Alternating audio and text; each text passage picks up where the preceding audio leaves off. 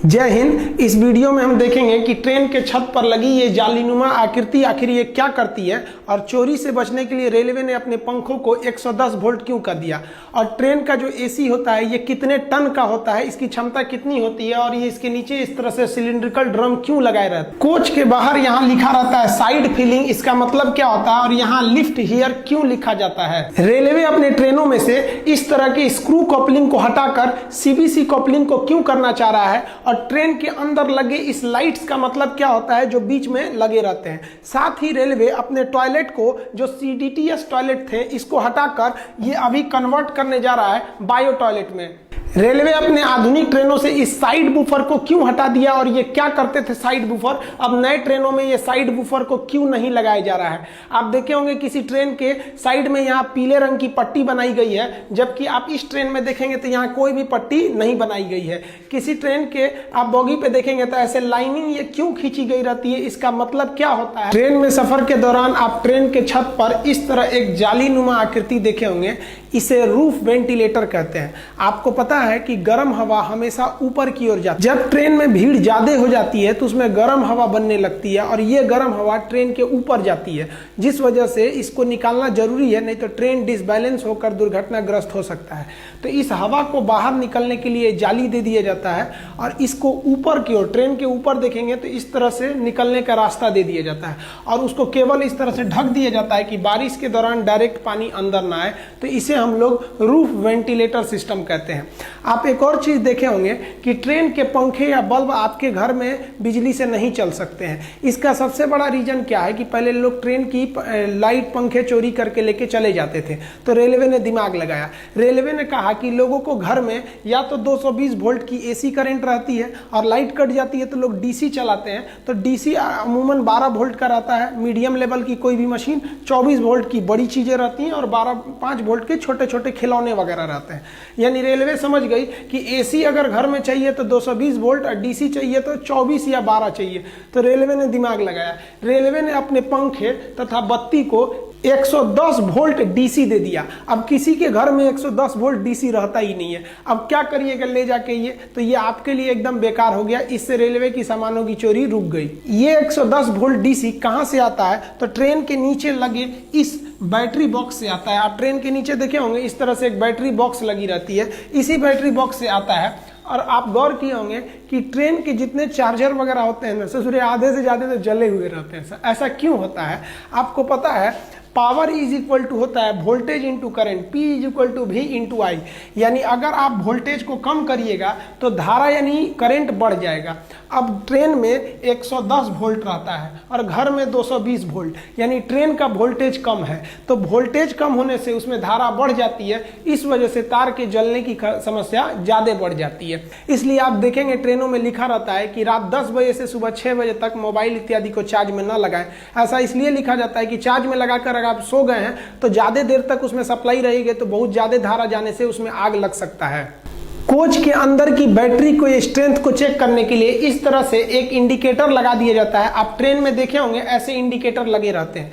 Green का मतलब एकदम मेंटेन है बैटरी, कोई दिक्कत नहीं है। येलो चार्जिंग मूड में रहती है, और अगर रेड जलने लगा है तो समझ जाइएगा कि भाई आपका जो बैटरी है वो डिस्चार्ज हो रहा है।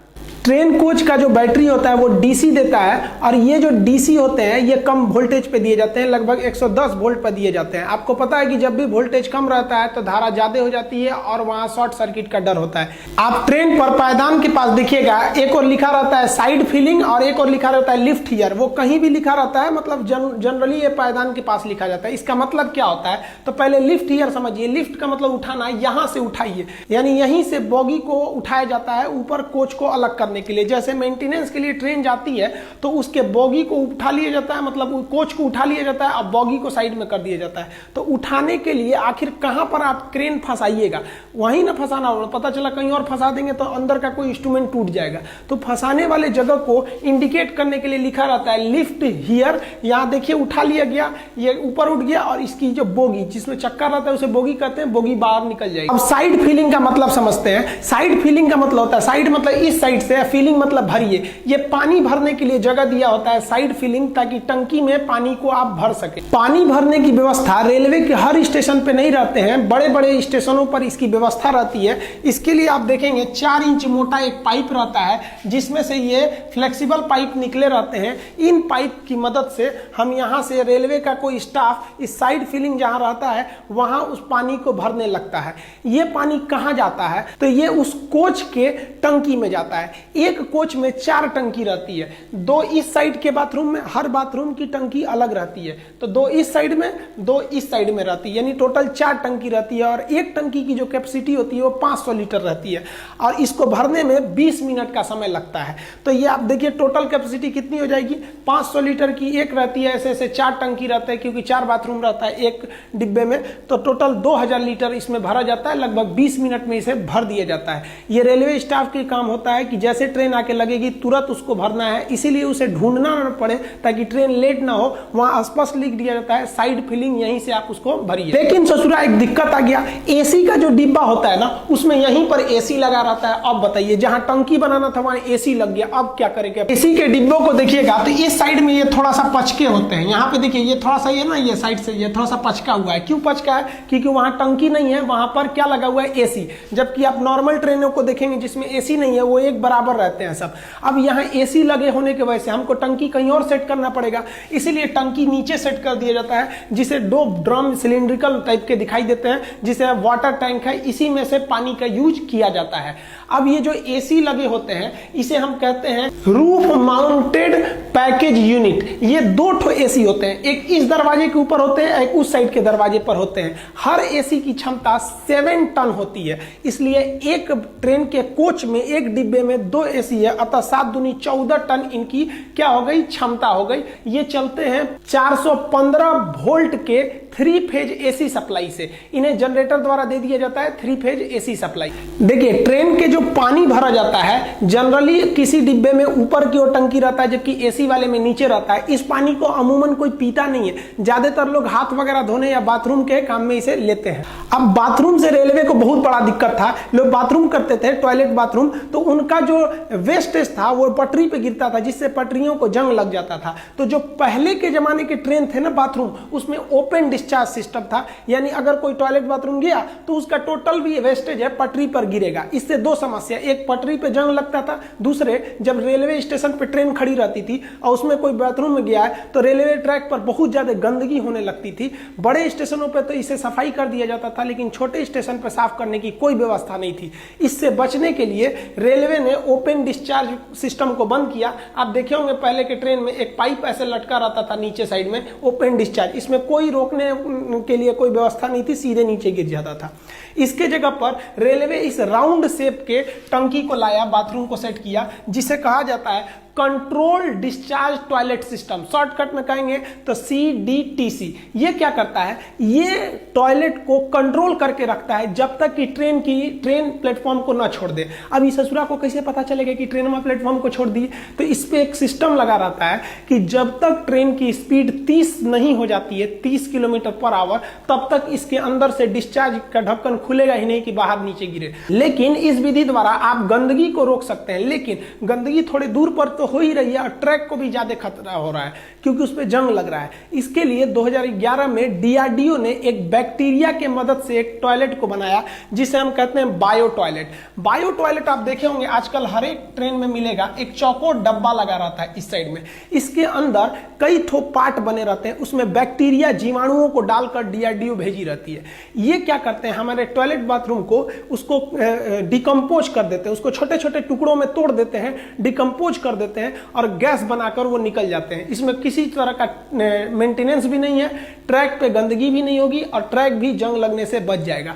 अतः अभी के समय में जितने भी टॉयलेट है वो DRDO द्वारा बनाए गए बायो टॉयलेट का ही यूज हो रहा है। ये सब आउटडेटेड हो चुके हैं। बायो टॉयलेट की एक खराबी है कि अगर उसमें आप कलम या कुछ कचरा प्लास्टिक डाल देंगे तो बैक्टीरिया अच्छा से काम नहीं कर पाएंगे, इसलिए लिखा रहता था कृपया इसमें कचरा न डालें। लेकिन हिंदुस्तान के लोग को इतना समझ है, ससुरा पानी तो डालते ही नहीं है, सर कचरा कैसे हटा देगा सर, जाएगा सर तो उसमें किसी किसी का नाम लिख देता है सर बाथरूमों में। तो इसलिए रेलवे ना इसमें कचरा ना जाए उसके लिए इसके फ्लश पे एक तो जाली लगा देती है। देखिए आप किसी भी टॉयलेट के सीट को देख के नहीं बता सकते हैं कि वो बायो टॉयलेट है या फिर ओपन डिस्चार्ज है या फिर वो CDTS है। ये तो एक सीट है बैठने के लिए, इसे वेस्टर्न कल्चर का कहते हैं, ये इंडियन कल्चर कहते हैं। अगर आपको पता करना है कि टॉयलेट कौन सा है फिर तो आपको कोच से बाहर आना पड़ेगा और नीचे का देखना पड़ेगा कि कौन से प्रकार का टॉयलेट है। हालांकि आजकल जितने भी देखने को मिलेंगे वो सब के सब बायो टॉयलेट ही लगाए जा रहे हैं। नीले रंग वाली ICF कोच में बिजली बनाने के लिए उसके अंदर अल्टरनेटर लगाया जाता था जिससे उसकी स्पीड कम हो जाती थी, इसलिए नए जमाने के LHB कोच में अल्टरनेटर हटाकर एक जनरेटर कार दे दिया जाता है जिसे एक्स्ट्रा में जोड़ दिया जाता है। यह जनरेटर कार जो होता है 750 वोल्ट की बिजली बनाता है जो 3 फेज का AC करंट होता है, जबकि ट्रेन में सबसे ज्यादा बिजली की खपत AC में होती है और AC भी जो होता है वो 415 वोल्ट ही लेता है। तो आप कहेंगे कि ये 750 वोल्ट क्यों बनाया? तो देखिए जब करंट को आप दूर सप्लाई देते हैं तो कुछ वोल्टेज लॉस होता है, इसलिए ये 750 वोल्टेज बनाता है कि ताकि AC कोच तक पहुंचते पहुंचते वो 415 वोल्ट मिल जाए। लंबी दूरी के ट्रेन में एक पेंट्री कार होता है जिसमें खाना बनाया जाता है, उसमें इस तरह से खाना बना दिया जाता है और आपको सर्व कर दिया जाता है खाना। लेकिन बहुत सी ऐसी ट्रेन है जिसमें पेंट्री कार नहीं होता है तो उसे ऑन बोर्ड कैटरिंग यानी बड़े स्टेशनों से खाना डायरेक्ट रेडीमेड बनाकर और उसमें सर्व किया जाता है। ट्रेन के किसी किसी डब्बे पर आप टॉयलेट के पास इस तरह से लाइनिंग देखते होंगे, ये जनरल बॉगी को दर्शाता है कि ये बॉगी जनरल है, इसमें कोई भी घुस सकता है, रिजर्वेशन की जरूरत नहीं है। जनरल बॉगी की एक और पहचान होती है कि इसमें 3 दरवाजे लगाए जाते हैं। 3 दरवाजे इसलिए लगाए जाते हैं क्योंकि इसमें भयानक कोच के पूरा भीड़ होता है, एकदम भयानक, एकदम देखिए ना, अतः यह भीड़ जल्दी से निकल जाए और जल्दी से एंट्री कर जाए इसलिए इसमें 3 दरवाजे दिए जाते हैं। स्लीपर में केवल 2 दरवाजे दिए जाते हैं एक साइड में। एक चीज आप गौर किए होंगे कि जनरल बॉगी या तो शुरू में लगाता है या तो लास्ट में लगाता है, यानी अमूमन दोनों साइड में लगाता है, बीच में जनरल नहीं रहते हैं, बीच में स्लीपर बॉगी को लगाया जाता है और AC को। देखिए स्लीपर बॉगी में अगर हम 3 दरवाजे देंगे तो उसमें सीट की संख्या घट जाएगी, इसलिए उसमें 2 ही दरवाजे दिए जाते हैं और स्लीपर में भीड़ भी कम रहता है। दूसरा स्लीपर का अगर आप लॉन देखिएगा तो एक से दूसरा जुड़ा रहता है। आप यहां देखिए एक लंबी गैलरी दिखेगी, आप गैलरी देखिए, आप इधर इसको क्या लिए ध्यान से देख रहे हैं आप लोग, इधर मत देखिए, ये लंबी गैलरी देखिए। तो ये पूरा बॉगी एक से दूसरे से जुड़ा रहता है, पूरा डिब्बा एक से दूसरे में। आप देखिए इसको जोड़ने के लिए यहाँ कनेक्ट करने के लिए एक दरवाजे दिए रहते हैं। आप ये काले रंग का पाइप देखे होंगे, इस तरह से किसी किसी ट्रेन में रहता है। तो ये इस बॉगी से आप उस बॉगी में जा सकते हैं। यहाँ नीचे एक पैरदान बना दिया जाता है ताकि आप वहां से जा सकते हैं। आप देखेंगे स्लीपर का पूरा डिब्बा आपस में कनेक्ट रहता है और आप इस बीच के कनेक्टर के द्वारा इस डिब्बे से इस डिब्बे में आप आराम से आ सकते हैं, जबकि जनरल डिब्बा आपस में नहीं कनेक्ट रहता है। इसीलिए जनरल डिब्बे को शुरू में दे देते हैं और लास्ट में दे देते हैं और बीच में इसे नहीं देते हैं क्योंकि बीच में देने के बाद कनेक्शन कट जाएगा।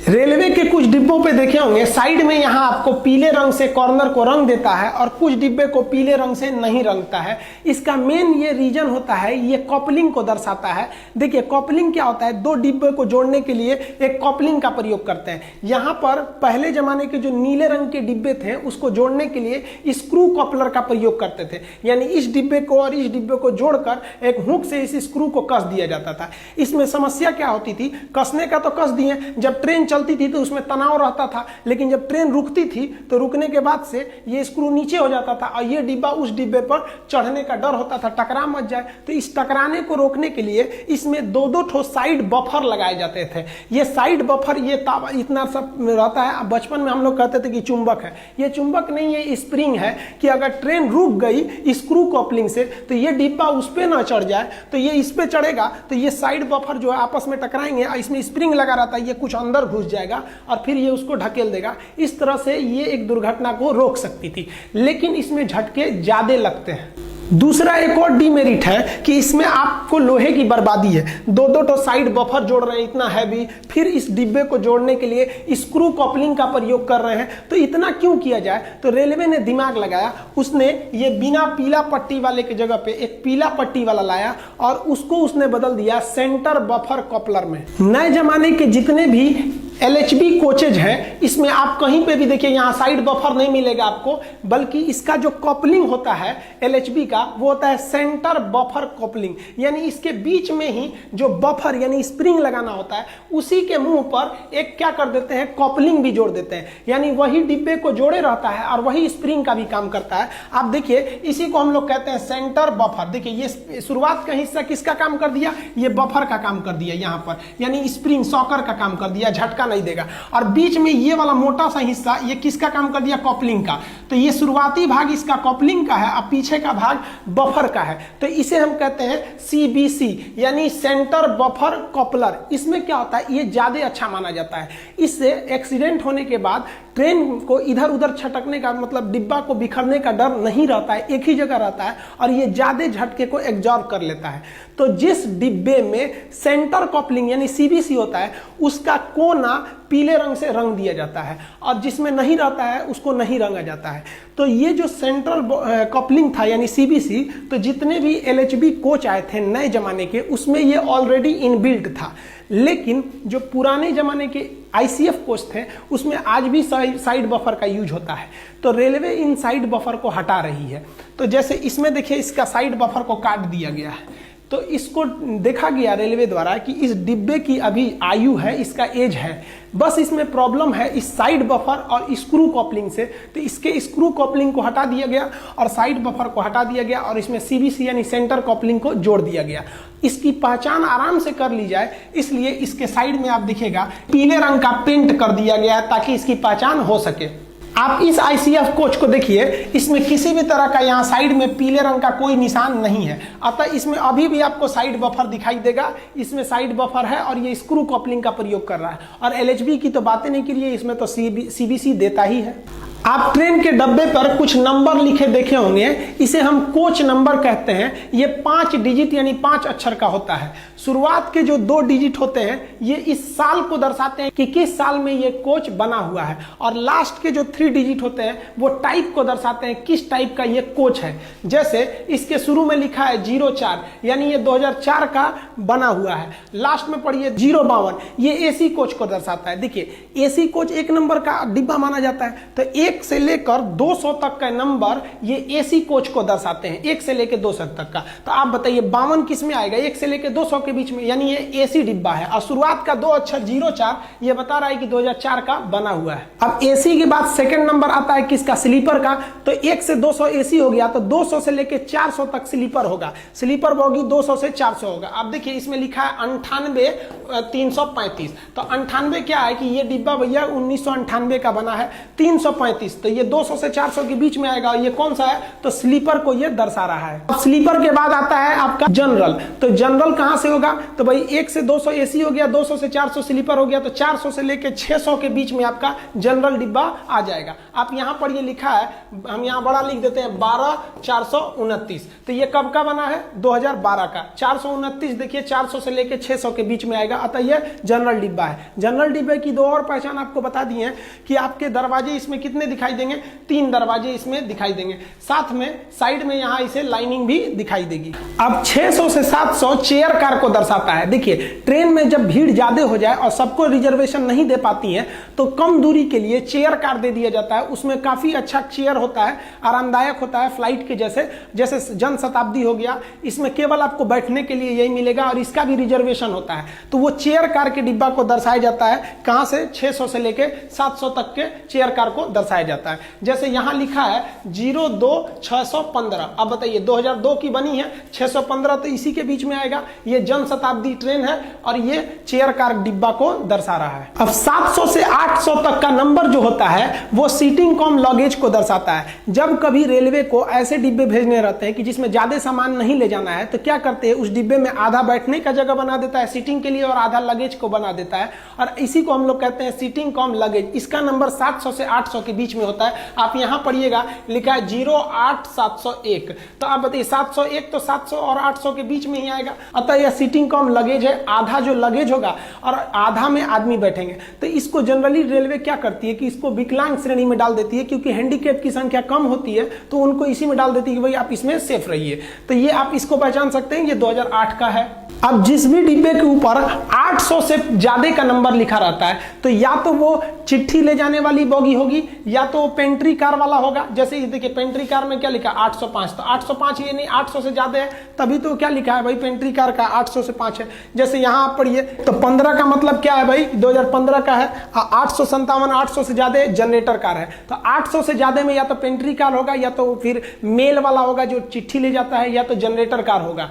आप यहाँ एक चीज देखेंगे, यहाँ सी लिखा हुआ है। सी किस चीज को दर्शा रहा है कि कॉपलिंग को दर्शा रहा है कि ये सीबीसी कॉपलिंग है और इसमें साइड बफर नहीं लगा है। अब ट्रेन के लास्ट में एक क्रॉस बना रहता है जो ये बताता है कि पूरी ट्रेन जा चुकी है, यही लास्ट डिब्बा था। और यहाँ लास्ट में आपको एलवी लिखा रहता है। एलवी का मतलब होता है लास्ट व्हीकल, यानी आखिरी डिब्बा अब निकल गया है, टेंशन फ्री। ट्रेन कहीं से टूटी नहीं है बीच से, आप टेंशन फ्री रहिएगा। इसके अलावा आप देखेंगे यहाँ एक लाइट लगा रहता है जो कंटिन्यू नहीं जलता है बल्कि ब्लिंक करते रहता है, साइड में भी लगा दिया रहता है। ये इसलिए बताता है कि अगर बीच में कहीं ट्रेन में कोई फॉल्ट आ जाता है, ट्रेन रुकती है, तो पीछे से अगर कोई सेम ट्रैक पे ट्रेन आ रही है तो उसे वो लाइट दिख सके। अब ये लाइट को एनर्जी कहां से मिलती है तो बैटरी से मिलती है। आप ट्रेन में सफर करते समय इस तरह से सीफा या डब्ल्यू या WL साइन देखे होंगे, या संटिंग साइन, सिग्नल साइन, इस सब का मतलब क्या होता है। और आप एक चीज और देखे होंगे कि कभी कभी सिग्नल ग्रीन रहता है फिर भी सबसे ट्रेन में बड़ी धीरे धीरे ले जाता है। ये कॉशन इंडिकेटर क्या होते हैं सब, तो ये सब साइन का मतलब क्या होता है, इस सब में भी अंतर हम किसी और वीडियो में समझा देंगे। मिलते हैं हम लोग अगले वीडियो में, तब तक के लिए जय हिंद।